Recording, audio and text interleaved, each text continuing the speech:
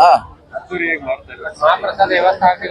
ಯಾವ್ದ್ರೆ ಇದೆಲ್ಲ ನಾಳೆ ಮಹಾಪ್ರಸಾದ್ ಅವ್ರವ್ರು ಇಂಡಿವಿಜುವಲ್ ಮಾಡಿದಾರಲ್ಲ ಅದೇ ಅದಕ್ಕೆ ನಾವು ಪ್ರಸ್ತಾವ ಮಾಡಿದ ಅದೇ ನಾವು ಕೆಲವು ಕಡೆ ಮಾಡಿಸಿದ್ದೀವಿ. ಸೊ ಅಂತ ಮಂಡಳದವರು ಮಾಡಿದ್ದಾರೆ. ಅದಕ್ಕೆ ಜಿಲ್ಲಾಡಳಿತದಿಂದ ಪ್ರೋತ್ಸಾಹ ಮಾಡಿದ್ದೀವಿ. ಜಿಲ್ಲಾಧಿಕಾರಿಗಳು ಏನು ಹೆಲ್ಪ್ ಮಾಡಬೇಕು ಅವ್ರು ಮಾಡಿದ್ದಾರೆ. ಯಾವ ರೀತಿ ತಯಾರಿ ಕಳಿಸ್ತಾರೆ ಅಂತ ಮಾಡಿದ್ದಾರೆ. ಅದೇ ಪೊಲೀಸ್ ಸೇಮ್ ಬಂದೋಬಸ್ತಾರೆ. ಕಾರ್ಪೊರೇಷನ್ ಅವರು ಕೂಡ ಎಲ್ಲೆಲ್ಲಿ ಯಾವ ರೂಟ್ ಹೋಗ್ಬೇಕಂತ ಕೂಡ ಪ್ಲಾನ್ ಮಾಡಿದ್ದಾರೆ. ಪೊಲೀಸ್ ಕೂಡ ಬಂದೋಬಸ್ತಿ ಮಾಡಿದ್ದಾರೆ. ಸೊ ಅದರಲ್ಲಿರೋಂಥ ಸಮಸ್ಯೆ ಏನಿಲ್ಲ, ಸರಿಯಾಗಿ ನಿರ್ವಹಣೆ ಆಗುತ್ತೆ. ಸರ್, ಈಗ ಧರ್ಮಸ್ಥಳ ಪ್ರಕರಣಕ್ಕೆ ಸಂಬಂಧಪಟ್ಟಂತೆ ಮಹಿಳಾ ಸಂಘಟನೆಯವರೆಲ್ಲ ಸೇರ್ಕೊಂಡ್ಬಿಟ್ಟು ಸೋನಿಯಾ ಗಾಂಧಿ ಅವರಿಗೆ ಪತ್ರ ಬರೆದಿದ್ದಾರೆ.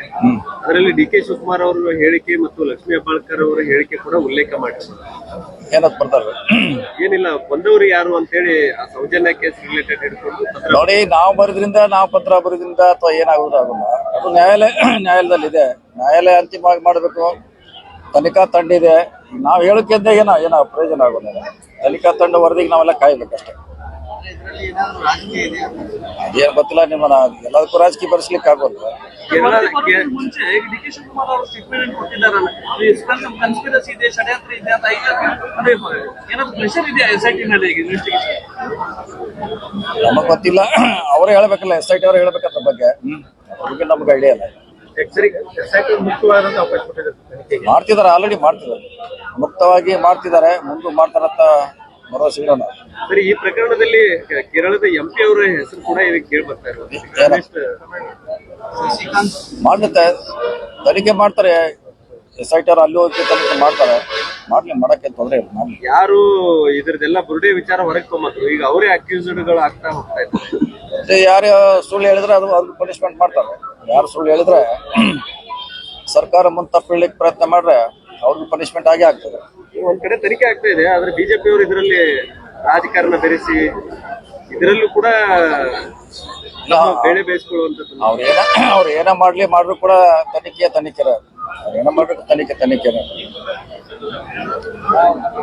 ಬೆಳಗಾವಿ ಜಿಲ್ಲೆ DCC ಆಲ್ಮೋಸ್ಟ್ ಎಲ್ಲ ಕ್ಷೇತ್ರ ಅಭ್ಯರ್ಥಿಗಳ ಘೋಷಣೆ ಆಗಿದೆ. ಇನ್ನೂ 3-4 ಕಡೆ ಆಗ್ಬೇಕು.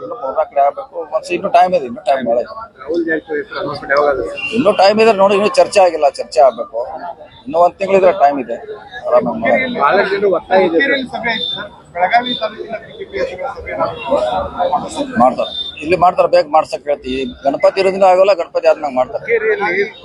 ಹುಕ್ಕೇರಿಯಲ್ಲಿ ಪ್ರತಿಜ್ಞೆಗಳನ್ನು ಮಾಡಿಸ್ತಾರೆ, ಹಣೆ ಪ್ರಮಾಣ ಮಾಡ್ತಾ ಇದ್ದಾರೆ. ಅದೆಲ್ಲ ಚುನಾವಣೆಯಲ್ಲಿ ಕಾಮನ್ ಮಾಡಿಸ್ತಾರೆ. ಅದೇನು ಯಾರು ಎಲ್ಲಿ ಪ್ರೀತಿ ಇರ್ತೈತೆ ಅವ್ರು ಹಾಕ್ತಾರೆ ಅಷ್ಟೇ.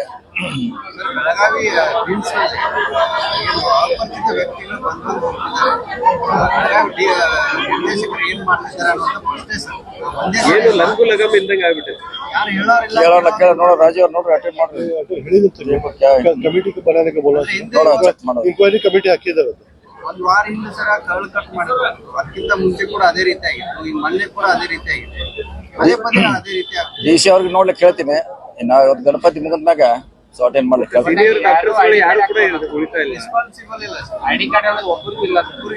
ನೋಡೋಣ. ಅದೆಲ್ಲ ಅಲ್ಲ, ಅವ್ರು ಮಾಡ್ಬೇಕ ಡ್ಯೂಟಿ. ಅದು ID ಕಾರ್ಡು, ಡ್ರೆಸ್ ಹೆಂಗಿರ್ಬೇಕಂತ ಅವ್ರ ಅದಕ್ಕೆ ಸಣ್ಣ ವಿಚಾರ ಅಂತ ನೋಡೋಣ. ನಾವು ಗಣಪತಿ ಮುಗಿದ ಮೇಲೆ ಒಂದು ನಾವೇ ಮೀಟಿಂಗ್ ಮಾಡ್ತೀವಿ. DC ಅವರು ನಾವು ಸೊ ಮಾಡ್ತೀವಿ. ಯಾರ ವಿಡಿಯೋ ವೈರಲ್ ಆಗಿದೆ. ಬಟ್ ಅದು ಜಿಲ್ಲಾಧಿಕಾರಿಗಳು ಹೇಳಿದ್ರು ನಾವು ಅಧಿಕೃತ ಎಲ್ಲ ಯಾರು ಮಾಡಿ ಹಾಕಿರ್ಬೋದು ಅಷ್ಟೇ. ಅದು ಅಧಿಕೃತ ನಾವು ಇವತ್ತು ಗಣಪತಿ ಇದ್ರಲ್ಲಿ ಡಿಸ್ಪ್ಲೇ ಮಾಡ್ತೀವಿ. ನಮ್ದು ಸಾಯಂಕಾಲ ಮಾಡ್ತೀವಿ.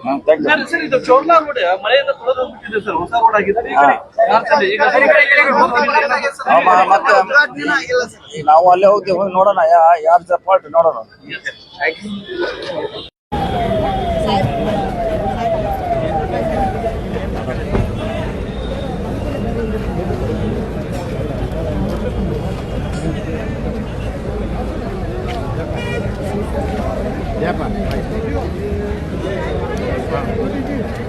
ಇದು ಈ ಕ್ಷಣದ ಸುದ್ದಿ. ಹೆಚ್ಚಿನ ಸುದ್ದಿಗಳಿಗಾಗಿ ಸುವರ್ಣ ಜನನಿ ನ್ಯೂಸ್ ಚಾನೆಲ್ ಅನ್ನು ಲೈಕ್ ಮಾಡಿ, ಶೇರ್ ಮಾಡಿ, ಸಬ್ಸ್ಕ್ರೈಬ್ ಮಾಡಿ ಹಾಗೂ ಕಮೆಂಟ್ ಮಾಡುವುದನ್ನು ಮರಿಬೇಡಿ.